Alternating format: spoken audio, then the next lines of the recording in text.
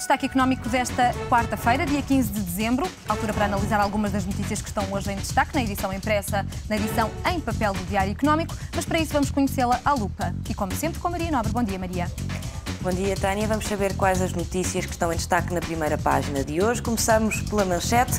Farmácias antecipam ruptura de estoque com nova baixa de preços. A partir de hoje e até ao final do ano, muitos medicamentos vão ficar mais baratos, mas em janeiro o custo voltará a subir. Em destaque também nesta primeira página, o Governo, que aprova hoje um pacote para relançar a economia.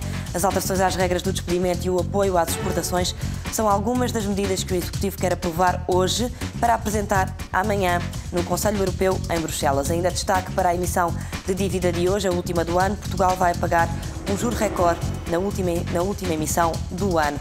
Na Assembleia da República, destaque para os deputados do PS que querem limitar salários dos gestores das empresas públicas, uma proposta que já é do conhecimento do líder da bancada, mas que ainda não vai para além disso. Destaque também para o BES e o BPI, que controlam mais de um terço da banca de Angola. E aqui outra das escutadas no PSI 20 Brisa, a guerra de acionistas ameaça o empréstimo de 1.000 milhões. O acordo entre os acionistas está mais próximo, mas se não for alcançado o entendimento, o próprio financiamento da Brisa junto do Banco Europeu de Investimento fica em risco. O caso BPN, nesta primeira página, José Oliveira Costa começa hoje a ser julgado em Lisboa pela prática de 7 crimes.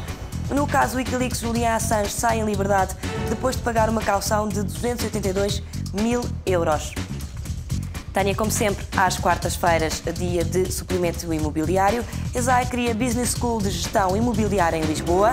Menos casas usadas à venda no Lumiar e também no Parque das Nações no mês de novembro. E ainda na habitação, a Abiserve sai do vermelho e encaixa 10 milhões com a venda de casas. Aqui na manchete, os segredos da construção das Torres do Colombo. A Torre Ocidente, o segundo edifício do complexo de escritórios do Colombo, está pronta, cerca de um ano depois de ter arrancado. Descobre a técnica inovadora que permitiu erguer uma torre de 60 metros em tempo recorde. Algumas notícias, Tânia, que podem ser analisadas ao pormenor na edição de hoje do Diário Económico. E aqui que vamos analisar também neste destaque económico, Maria, uma das notícias, um destaque de capa. O Governo avança com novas medidas para relançar a economia. O Conselho de Ministros aprova hoje um plano para o crescimento, competitividade e emprego. Um dos objetivos é flexibilizar o mercado laboral. As alterações às regras do despedimento e o apoio às exportações são algumas das medidas que o Governo quer aprovar esta quarta-feira em Conselho de Ministros para apresentar depois no Conselho Europeu. O objetivo é fechar um conjunto de medidas que ajudem a convencer os observadores externos de que Portugal vai ser capaz de regressar ao crescimento, apesar do mau historial que tem. A partir de agora vai ser diferente. É esta a promessa que José Sócrates vai fazer chegar aos portugueses e a Bruxelas. Depois da riqueza do país ter aumentado apenas 0,6% na última década, segundo dados da Comissão Europeia, e perante o estrangulamento financeiro do Estado, o Primeiro-Ministro está forçado a encontrar uma solução para devolver credibilidade à economia portuguesa. O problema é que a margem de manobra é nula, já que o controle do déficit, que deve ficar nos 7,3% este ano e nos 4,6% no próximo, continua a ser a primeira obrigação do Governo, sob pena de os mercados exigirem um preço cada vez mais elevado para financiar a economia portuguesa. Ainda assim, os encontros com as principais empresas portuguesas e com os parceiros sociais já permitiram delinear alguns caminhos. À partida, o Governo vai satisfazer os pedidos recorrentes da Comissão Europeia e do FMI para liberalizar o mercado de trabalho. A ideia passa por tornar mais baratos os despedimentos já no próximo ano. A reabilitação urbana vai ser outro dos pilares do plano para o crescimento, que passa por acelerar o despejo dos inquilinos com rendas em atraso. Finalmente, o Governo quer incentivar as exportações através da criação de mecanismos que facilitem a tarefa das empresas e incentivem a venda lá fora. É convidado deste destaque económico Bruno Proença, diretor executivo do Diário Económico. Bom dia, Bruno. Olá, bom dia. Sócrates continua com uma agenda preenchida, reuniu com os partidos, reuniu com os parceiros sociais, mas medidas concretas em relação a esta agenda para a competitividade e crescimento económico é que ainda não os conhecemos. Sim, esperemos que isso aconteça hoje depois do Conselho de Ministros, até porque Amanhã há Conselho Europeu e provavelmente aí José Sócrates terá que apresentar aos parceiros europeus, aos seus colegas, algumas destas medidas para a competitividade. E aqui há alguma expectativa no sentido em que se percebe que esta agenda do Governo, essa agenda preenchida, é uma agenda empurrada, não é uma agenda de iniciativa própria. Ou seja, José Sócrates até há pouco tempo negava a necessidade de medidas adicionais e a verdade é que precisamente desde o último Conselho Europeu, onde provavelmente levou um puxão de orelhas de Merkel, mudou o discurso e então arrancou com este processo acelerado de medidas para a competitividade, pediu aos sindicatos para ir num feriado a São Bento para conversar sobre estas questões e agora também reuniu rapidamente com patrões e com os partidos da oposição. E, portanto, há aqui alguma expectativa sobre o que vai estar em cima da mesa. Mas eu acho que do ponto de vista económico faz sentido, ou seja, se é verdade que a questão mais urgente e a mais importante nos próximos 3, 4 meses é, obviamente, a concentração orçamental, nomeadamente conseguir fechar este ano com 7,3 e ter uma boa execução do orçamento para 2011, no primeiro trimestre.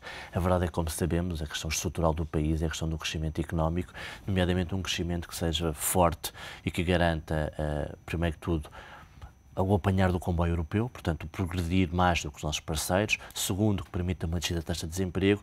E, em terceiro, que dê aqui uma cama, um suporte, uma almofada para aguentar esta crise financeira que vai passar. Parece ser uma equação difícil, cumprir as metas do déficit, da consolidação orçamental e ainda mostrar aos trabalhadores que somos capazes de crescer. Sim, é uma equação muito difícil por duas razões. Primeiro, porque, obviamente, desde logo, há um efeito automático que as medidas de consolidação orçamental vão empurrar a economia para a recessão. Isso, neste momento, no curto prazo, é o efeito mais automático. E depois, no efeito a mais médio e longo prazo, o tal efeito estrutural, há um problema que é o crescimento económico não se decreta por lei, não é pelo Conselho de Ministros que a economia vai passar a crescer de 3%. Portanto, há aqui um trabalho que também depende do setor privado e que aí tem dado parabéns, nomeadamente o setor exportador tem feito o seu trabalho de casa, as pessoas estão a crescer acima de 10% e, portanto, não nos podemos culpar de não fazer o seu trabalho, mas depois há o resto da economia que tem que fazer o seu trabalho e é aqui que pode haver alguma esperança nestas medidas que o José Sócrates vai apresentar hoje. E agora vamos às medidas. Em termos práticos, por exemplo, no apoio à exportação, as empresas estão contentes, estão confiantes que realmente vão conseguir ser um suporte importante para evitar talvez o crescimento negativo de Portugal no próximo ano. Ainda assim, tem aqui algumas exigências, nomeadamente em termos fiscais, em termos de burocratização. Eu acho que a questão do apoio às exportações deve ser visto mais do que apoio às exportações, ou seja, não pode ser visto como as medidas temporárias para as poucas empresas que exportam.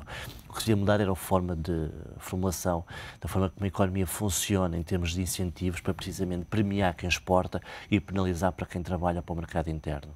Um dos problemas, nomeadamente, da economia portuguesa, e que levou a esta situação, foi que, desde António Guterres, desde esse governo PS, que claramente a forma de funcionamento da economia deu prémios a quem trabalhava para o mercado interno. E isso, como já vimos numa economia pequena e com um mercado interno pequeno como o nosso, a médio e longo prazo leva a este tipo de desequilíbrios. E, portanto, toda a economia... O que é que poderiam ser prémios às empresas exportadoras? Nomeadamente, ter, obviamente, um regime fiscal muito mais favorável e ver claramente dois regimes fiscais. Um regime fiscal muito mais penalizador para quem trabalha para o mercado interno e um regime fiscal muito mais facilitador, com taxas de IRC mais baixas, com outro tipo de... Um retorno do IVA mais célere? Mais célere, outro tipo de descontos, taxa social única mais baixa. Portanto, haver aqui um pacote claramente que distinguisse as duas categorias.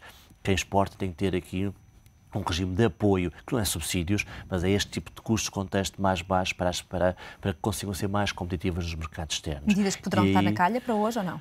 Eu acho que não, eu acho que não vai haver essa coragem. E depois há um conjunto de outras medidas mais transversais que são fundamentais. Eu aqui acho que a questão da justiça é fundamental. Portanto, é um cancro, obviamente passa a expressão, que ocupa toda a economia portuguesa e que penaliza sobretudo o setor da economia, porque por duas maneiras. Por um lado, porque nós sabemos o que é a morosidade para se conseguir cobrar uma dívida em Portugal quando se entra na justiça. E segundo, porque este tipo de informação chega ao estrangeiro e, portanto, os investidores internacionais que já olha para Portugal de lado, né? Portugal deixou de estar na moda, como perdeu esse efeito para os países do leste, portanto, já não está na moda, com este tipo de efeitos ainda afasta mais investidores internacionais. Depois, todo o outro tipo de questões de burocracia, onde o governo fez alguma coisa para as pessoas, não é? Com, nomeadamente, o Casa na Hora, o Simplex, mas para as empresas ainda há aqui muito trabalho.